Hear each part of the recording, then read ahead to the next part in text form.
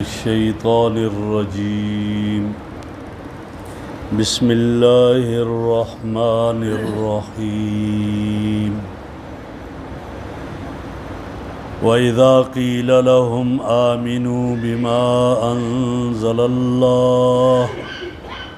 قالوا نؤمن بما أنزل علينا ويكفرون بما وراءه وهو الحق مصدقا لما معهم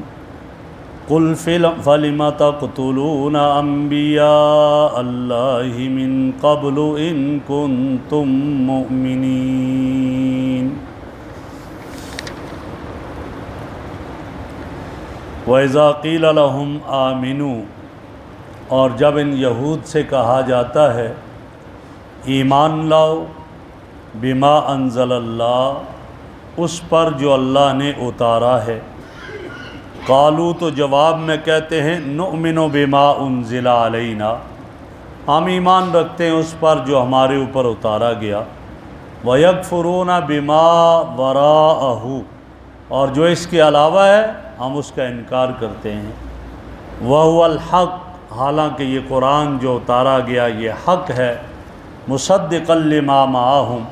تصدیق کر رہا ہے اس کی جو ان کے پاس ہے، قل فرما دیجئے فلم تقتلون انبیاء اللہ من قبل، کیوں تم قتل کرتے ہو، تم نے کیوں قتل کیا اللہ کے انبیاء کو پہلے، ان کنتم صادقین، ان کنتم مؤمنین، اگر تم ایمان والے۔ میرے محترم بزرگوں اور دوستو، بنی اسرائیل کے حالات ذکر کیے جا رہے ہیں، اور یہاں ان کی ان حرکتوں میں سے کس بات کو ذکر کیا کہ جب ان سے یہ کہا جاتا ہے بنی اسرائیل سے کہ تم اس پر ایمان لے آؤ جو اللہ نے نازل کیا، یعنی قرآن کریم پر ایمان لے آؤ، اور آخری نبی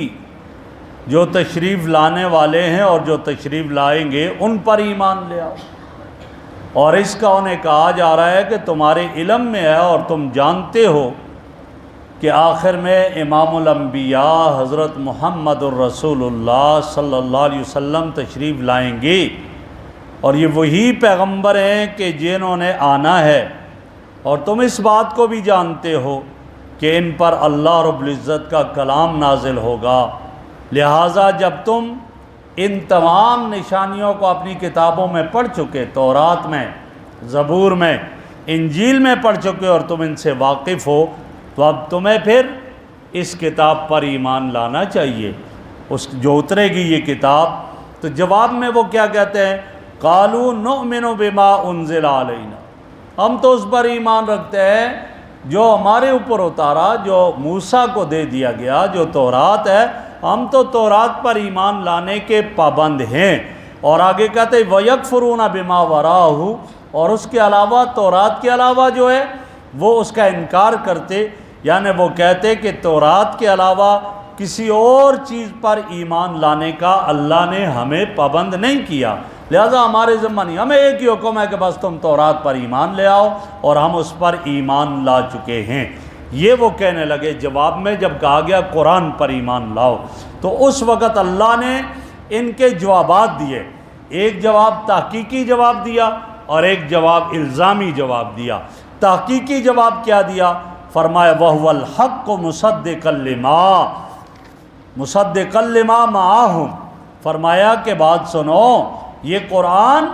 جو محمد عربی صلی اللہ علیہ وسلم پر اتارا یہ حق ہے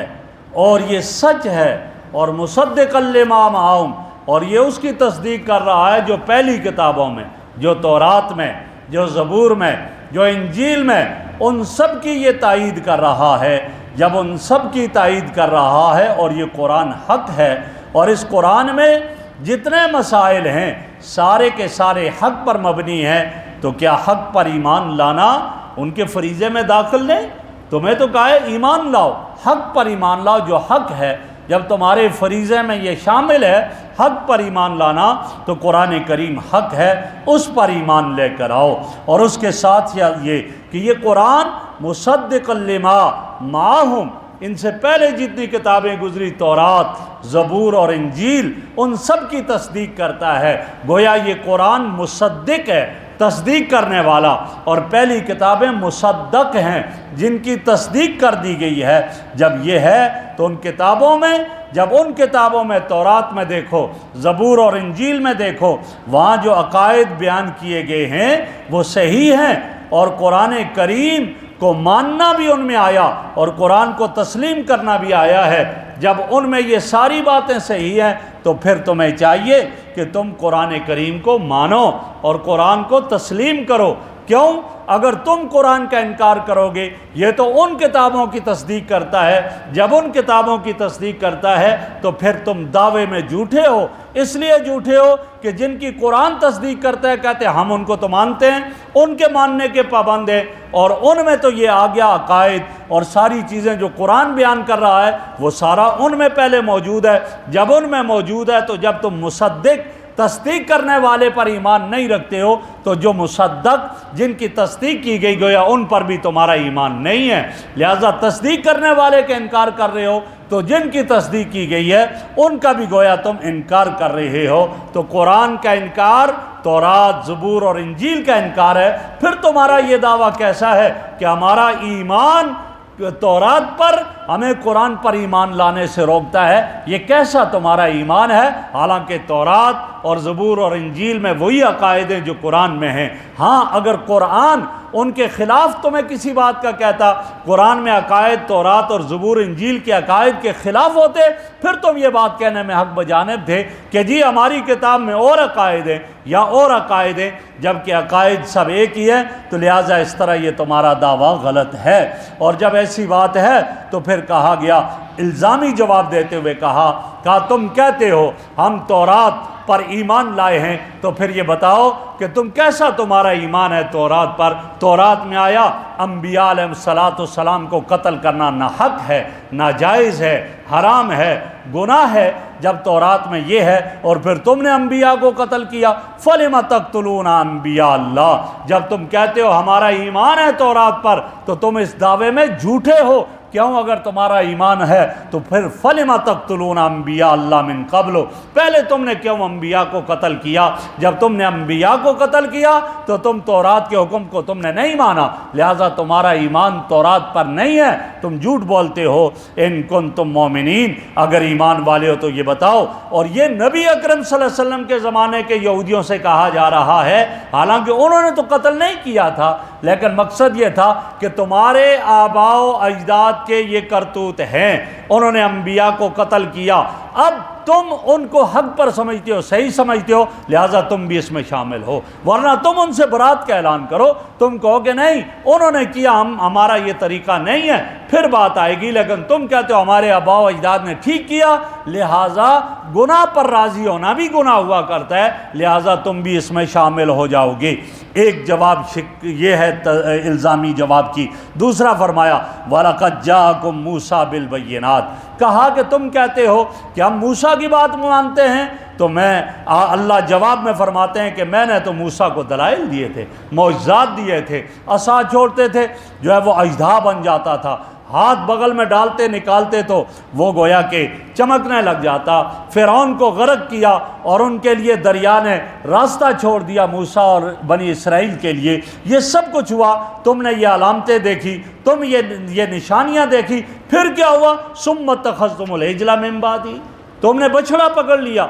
جب یہ گئے وہاں پر گئے اور میدان تی کی طرف نکلے، جب تو وہاں بنی اسرائیل نکلنے لگے موسیٰ علیہ السلام کے ساتھ، تو انہوں نے قبطیوں سے، فرعون کے ماننے والے انہیں قبطی کہا جاتا تھا، ان کی عورتوں سے زیورات لے لیے اور زیورات لے کر جانے لگے۔ موسیٰ علیہ السلام نے منع کیا، یہ زیورات استعمال نہیں کر سکتے ہو، انہیں کہیں ایک جگہ چھوڑ دیا جنگل میں۔ ان کے ساتھ ایک آدمی سامرہ قبیلہ سے تھا، اس کا نام تھا موسیٰ بن ظفر سامری، اس نے وہ سارے زیورات جمع کر دیے، اور حضرت جبرائیل علیہ السلام کی سواری گزرتی تھی، جہاں ان کا پاؤں لگتا وہ جگہ ہریالی ہو جاتی، اس سامری نے وہاں سے مٹی بھی لے لی، اپنے پاس رکھ لی۔ اب جب یہ انہیں نجات ملی، فرعون غرق ہو گیا، تو بنی اسرائیل نے کہا جی کہ ہر قوم کے لیے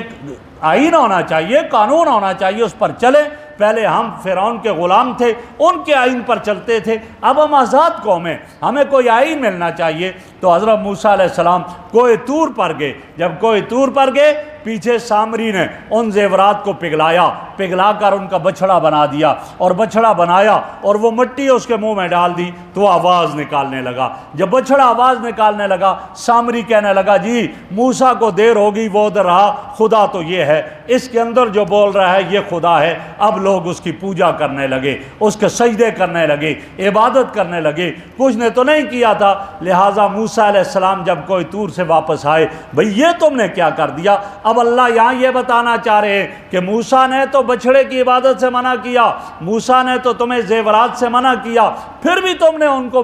وہ عبادت کی، بچھڑے کی پوجا کی، تو تمہارا یہ دعویٰ کہ ہم تورات پر ایمان رکھتے ہیں، ہم پابند ہیں تورات پر ایمان رکھنے کے، یہ تمہارا دعویٰ غلط ہے، تم اس میں جھوٹے ہو، تم نے تورات پر ایمان نہیں لایا، موسیٰ پر ایمان نہیں لایا۔ اگر تمہارا موسیٰ پر اور تورات پر ایمان ہوتا تو تم بچھڑے کی کبھی بھی پوجا نہ کرتے۔ تو یہی کہا گیا وَلَقَدْ جَاءَكُم مُوسَىٰ بِالْبَيِّنَاتِ، موسیٰ علیہ السلام آئے تمہارے پاس نشانیاں لے کر، ثُمَّ اتَّخَذْتُمُ الْعِجْلَ مِن بَعْدِهِ، پھر اس کے بعد تم نے بچھڑے کو پکڑ لیا، وَأَنْتُمْ ظَالِمُونَ، اور تم ظلم کرنے والے تھے، لہٰذا تم اس دعوے میں جھوٹے ہو۔ تمہارا یہ دعویٰ کہ ہم صرف تورات پر عمل کے پابند ہیں، یہ تمہارا دعویٰ غلط ہے، تم نے تورات پر بھی ایمان نہیں لایا۔ ایک تیسری شک اس کی آگے الزامی جواب کی، وہ انشاءاللہ آئندہ درس میں اللہ رب العزت ہمیں قرآن کریم کے مطابق زندگی بسر کرنے کی توفیق عطا فرمائے۔ الحمدللہ رب العالمین والعاقبۃ للمتقین والصلاۃ والسلام علی رسول محمد وآلہ وصحبہ اجمعین۔ سبحانک اللہم وبحمدک، نشہد ان لا الہ الا انت، نستغفرک ونتوب الیک، نستغفرک ونتوب الیک۔ صلی اللہ تعالی علی خیر خلقہ سیدنا و مولانا محمد وعلی آلہ واصحابہ وآل بیتہ اجمعین برحمتہ۔